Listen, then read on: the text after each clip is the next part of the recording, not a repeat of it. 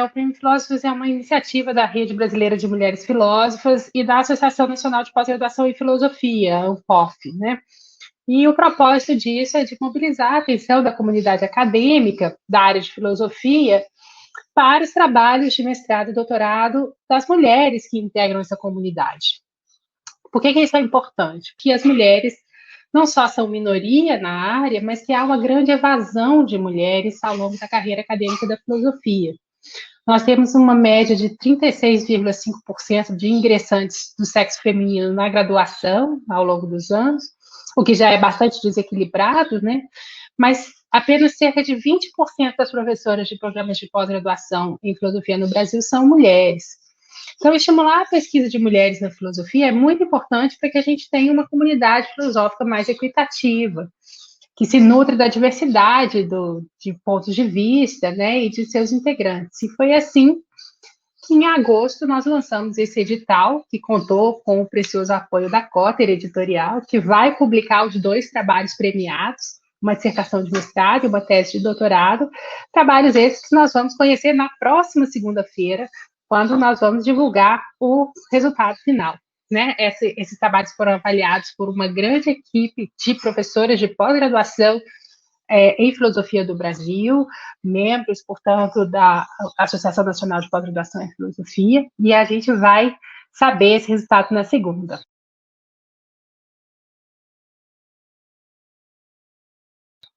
Mas o resultado não é o mais importante nesse prêmio, né? O mais importante é que os programas de pós-graduação em filosofia no Brasil se mobilizaram enfaticamente para selecionar os trabalhos para indicar para o prêmio, né?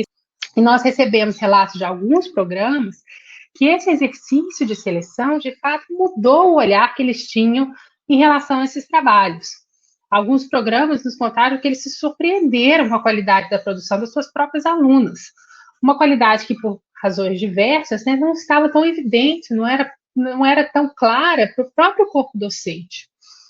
2 programas, o programa da UNB e o programa da USP, ficaram tão sensibilizados com o que eles descobriram que eles resolveram fazer um evento conjunto só para apresentação desses tesouros que estavam no fundo do baú. Isso aconteceu em outubro, o evento se chamou Pensadoras Futuro do Presente.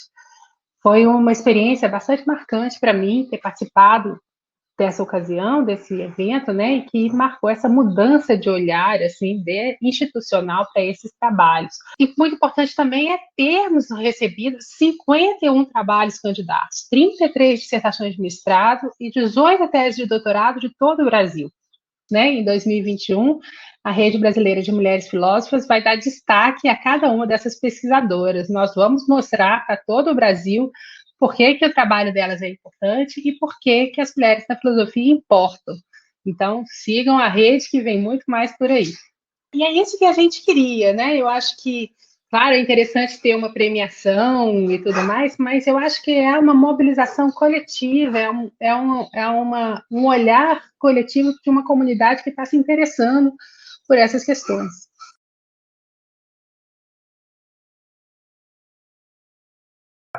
Isso não era uma questão para mim há 10 anos atrás, né? Foram as minhas alunas que começaram a chamar a atenção para certos ambientes filosóficos, né? Um certo desconforto que elas sentiam de ser minoria.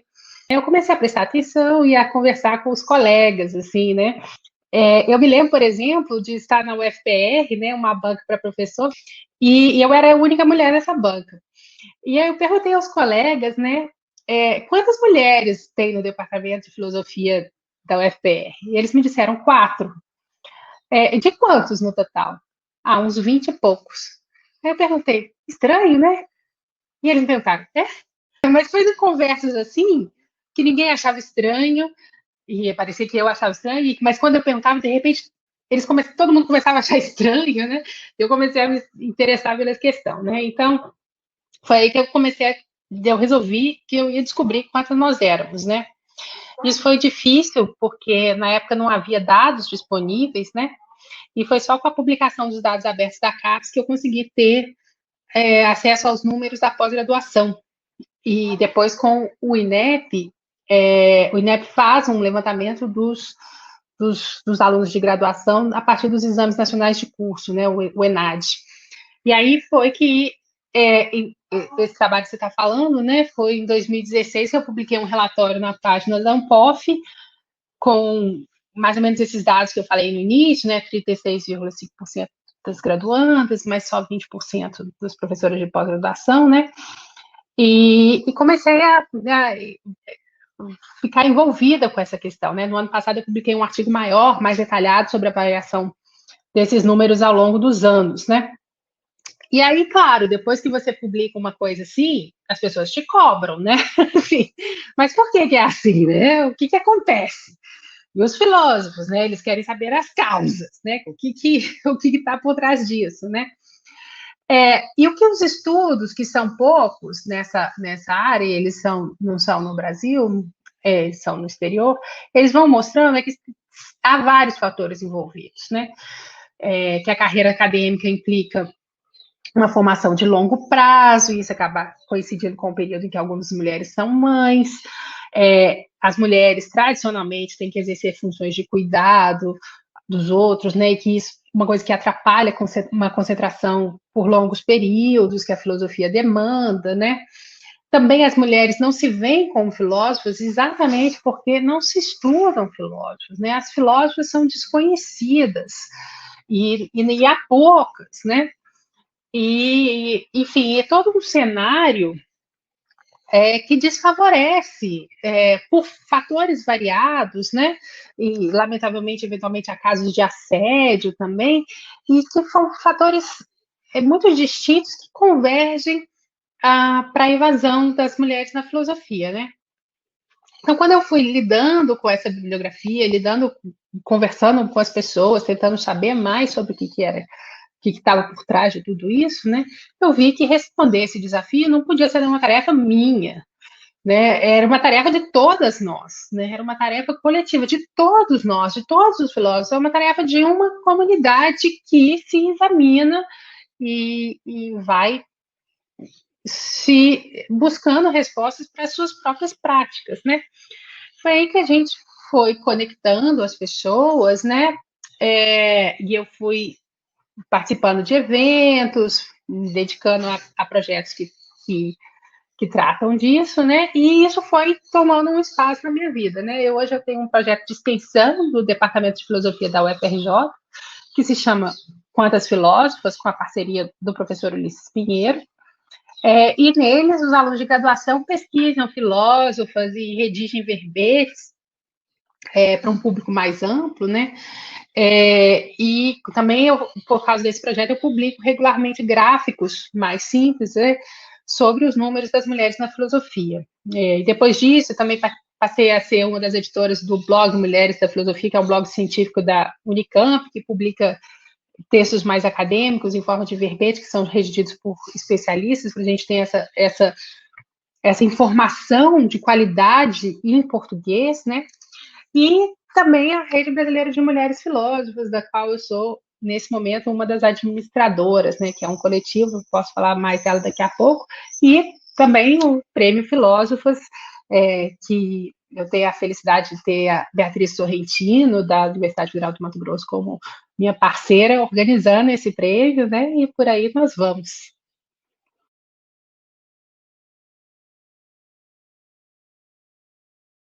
Posso dizer que esse projeto da Rede Brasileira de Mulheres Filósofas começou embrionário no que ficou conhecido como Primavera das Filósofas, né? Primavera das Filósofas é um momento histórico, em 2016, em que uma série de acontecimentos começou a chamar a atenção dessa comunidade por baixo número de mulheres que estavam ali, né? Claro que houve, antes de 2016, várias pesquisas no Brasil sobre isso, já chamando atenção, mas foi em 2016 que isso começou a se articular como um coletivo. Eu publiquei esse relatório no site da Ampof, surgiu um GT, um grupo de trabalho na Ampof de filosofia e gênero, surgiu o primeiro grupo de trabalho dedicado a uma filósofa dentro da Ampof, que é o GT Edith Stein, e isso tudo aconteceu em 2016, convergindo o interesse de várias pessoas que estavam prestando atenção nisso, mas que estavam um pouco isoladas, né? Eu acho que o que aconteceu em 2016 foi que as mulheres, de uma maneira geral, que pertenciam a essa comunidade, é, começaram a sentir que elas tinham uma tarefa, um compromisso de tornar o futuro um pouco mais equitativo, um pouco mais diverso, né, de incluir mais mulheres, né? E foi a partir de então que começaram a ocorrer publicações, eventos, de uma maneira muito num crescente constante, né? Eu fiz um levantamento num artigo que saiu agora, do que foi a primavera de 2016. Então, quando você tinha assim um evento em 2014, dois eventos, três, a partir de 2016 você vai para 7, 9 anuais, né? Aí ano passado, ano passado chegaram 25, esse ano a gente teve uma explosão também, e isso está começando a se organizar. Eu acho que a gente precisa acompanhar esse movimento, né? Então foi nesse movimento que foi se articulando, essas pessoas que estavam interessadas se articularam em rede. E o que é a rede? A rede não é necessariamente um projeto, a rede é uma articulação entre esses projetos, uma forma de comunicação entre eles, que vão mostrando, que vai mostrando para as pessoas de uma maneira geral que há coisas sendo feitas e aos poucos mudando essa realidade, né? Então, no final de 2019, a gente lançou o sítio web, que se chama www.filósofas.org, e esse nome, né, Rede Brasileira de Mulheres Filósofas. Ali no site, a gente tem uma plataforma que reúne essas informações desses diversos projetos, né, notícias, vídeos, discussões, manifestos, material didático, evento, enfim, tem ali um monte de informação para quem estiver interessado, né? E essa rede proporciona, digamos assim, essa intersecção entre esses diversos projetos, sem mudar as suas iniciativas, eles são todos muito diversos, né? Simplesmente proporciona um diálogo entre eles e que são muito diversos, né? Então tem projetos sobre feminismo, tem projetos de revisão do cânone filosófico, né? Para estudar mais filósofos, projetos que tratam um pouco das dificuldades das mulheres na vida acadêmica, de diversas ordens, né? A gente está numa iniciativa de divulgar isso, tornar isso mais visível, né? E interessante é que tudo isso começou com uma questão muito intra-acadêmica, né? Isso envolvia as pessoas que estavam em certas posições e que se sentiam, enfim, comprometidas com mudar uma certa situação, mas isso foi se espalhando e nós fomos até surpreendidas por isso, por um interesse do público externo, né, nessas discussões, nos nossos vídeos, no material que a gente vai promovendo, né? Então, foi aí que surgiu a rede, né, que completou um ano no mês passado, e a gente está, né, compartilhando essas informações e sempre nesse objetivo que é promover a atividade das mulheres na filosofia, mostrando a sua qualidade, mostrando os desafios e tentando entender um pouco melhor por que isso é uma questão, né?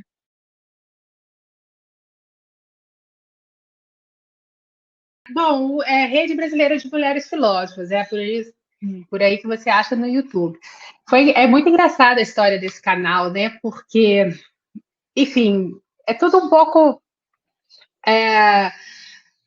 experimental. Um movimento histórico como esse, a gente não tem um plano, né? Então a gente abriu o site que era uma ideia de convergir as informações. A gente tem uma página de projetos, porque ali você pode ver os projetos que estão acontecendo e clicar e saber mais sobre os projetos que estão acontecendo. Essa era a primeira ideia, né? Depois juntou-se a isso a ideia de ter notícias, né, de eventos como o seu, a gente vai dar essa notícia.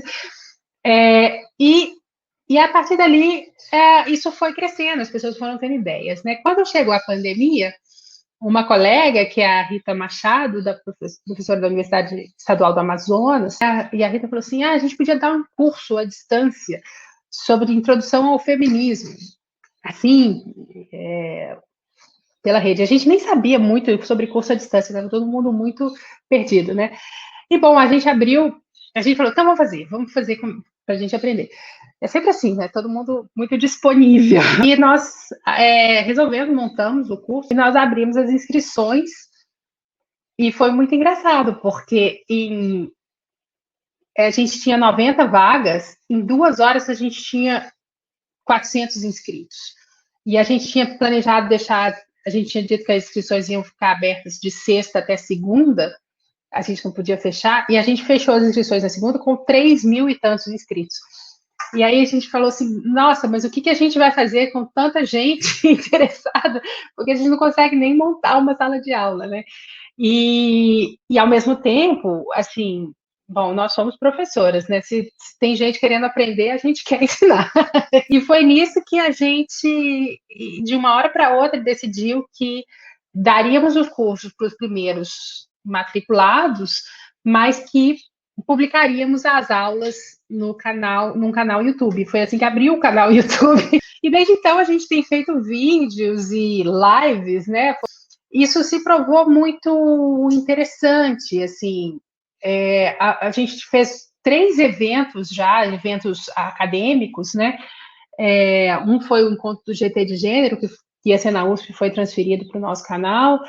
O outro foi um evento sobre a pós-graduação em filosofia no Brasil, um ciclo de debates, e o outro foi o Colóquio Filósofos, que foi um lançamento de um dossiê bastante significativo sobre esse tema, e a gente teve ali uma participação de, enfim, de filósofos célebres brasileiras, e tudo isso a partir desse canal YouTube. A filosofia é uma atividade acadêmica e a gente domina as ferramentas que são acadêmicas, né? E a gente não tem muito pouco uso dessas ferramentas que são de comunicação em massa, de mídias sociais, né? Mas ao mesmo tempo a gente foi aprendendo a usá-las, sempre, nunca fazendo concessões para uma linguagem mais comercial, sem fazer isso, ao contrário, respeitando a linguagem que é a própria da filosofia, né?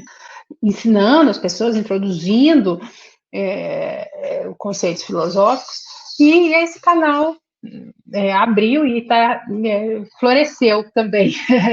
Nesse ano que está tão difícil para tanta gente, né? Esse ano foi um ano que a gente vai lembrar como um ano em que essa rede se consolidou nas suas ações, com números assim que são realmente surpreendentes, né? Milhares de pessoas.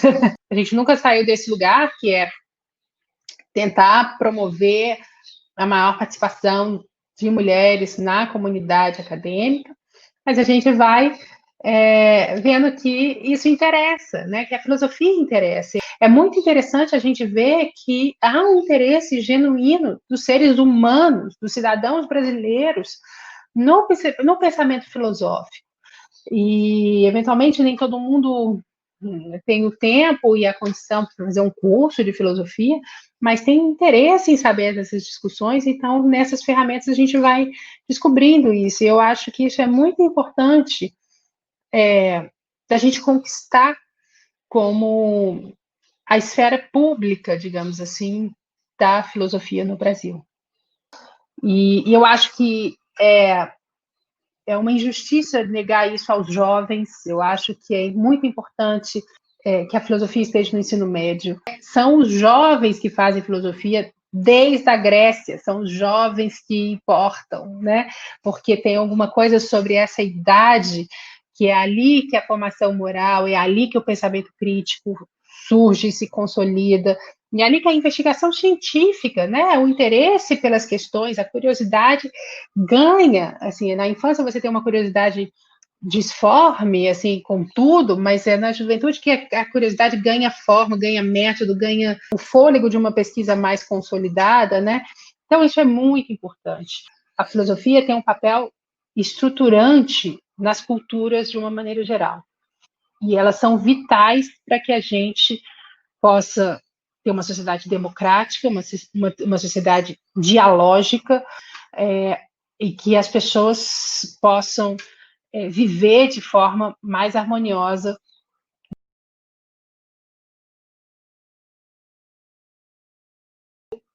Eu tenho dois momentos, né? Tem um que eu trabalho com os alunos, e eles estão fazendo um trabalho sobre verbetes de mulheres brasileiras. Tem um que já está no site da rede, na nossa página Quantas Filósofos, que é sobre Gilda de Mello e Souza. Mas tem outros sendo feitos e vão vir por aí, Creuza Capalbo, tem outros vindo aí. E no blog Mulheres na Filosofia, que é uma coisa mais acadêmica, né? A gente acabou de lançar um verbete muito bem escrito, um verbete fascinante, sobre a Sônia Viegas, que foi uma professora de filosofia da UFMG muito importante, teve um impacto imenso na sociedade de Belo Horizonte. E quem escreveu foi a Miriam Campolina, professora da UFMG, né? Só para vocês terem uma ideia, o auditório da Faculdade de Filosofia da UFMG se chama Auditório Sônia Viegas. E a obra da Sônia Viegas está publicada, e é uma pessoa que se conhece pouco, mas que teve uma importância muito grande no departamento de filosofia da UFMG e na cidade de Belo Horizonte. Eu posso dizer que eu que cresci na cidade de Belo Horizonte, me beneficiei muito das ações que foram criadas pelo núcleo de filosofia lá. A gente precisa conhecer e produzir em português, para a gente usar na graduação, para a gente usar no ensino médio, para que nunca mais as pessoas digam não existem mulheres filósofas, nunca ouvi falar.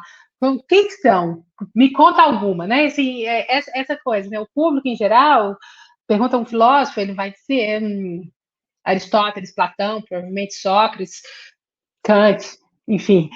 Agora, pergunta para a mulher filósofa, porque todo mundo assim, E agora a gente vai mudar. Eu acho que a história já. E não é só no Brasil, no mundo inteiro, iniciativas muito interessantes estão sendo feitas, né? A história mostra os seus movimentos quando a gente conta a história dos vencidos, né? A história de quem não ficou para a história. E a gente está contando isso. Foi muito importante para a gente naquele momento. Foi um momento assim um pouco ágil, que a gente precisava decidir se a gente ia lançar um prêmio e a gente não sabia exatamente como era o prêmio. E a gente entrou em contato com a Cotter e falou assim: o que vocês acham? Não, muito legal, vamos publicar. Quero agradecer a Cotter por essa parceria e que sejam grandes sucessos editoriais.